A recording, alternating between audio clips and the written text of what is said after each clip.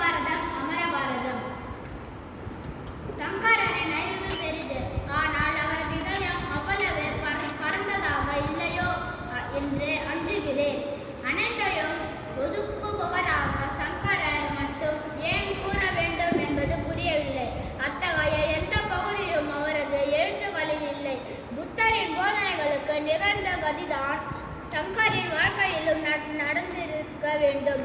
அதற்கு அவரது எழுத்து காரணம் அல்ல, அவரது சீடர்களால் அவற்றை சரியாக புரிந்து கொள்ள முடியாததே காரணம் என்று தோன்றுகிறது.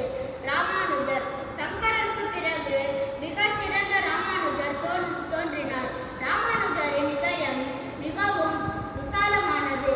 தாழ்த்தப்பட்ட மக்களுக்காக அவர் உருகினார். அவர்களிடம் இரக்கம் கொண்டார். காலப்போக்கில் சேர்ந்துவிட்ட சடங்குகளையும் பழக்க வழக்கங்களையும் ஒன்று திரட்டினார். தம்மால் முடிந்த அளவிற்கு அவற்றை தூய்மைப்படுத்தினார்.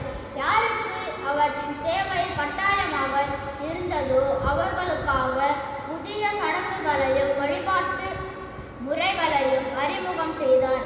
அதே வேளையில் மிக உயர்ந்த ஆன்மீக வழிபாட்டை பிராமணர் முதல் தாழ்ந்த ஜாதியினர் வரை அனைவருக்கும் உரிமை ஆக்கினார்.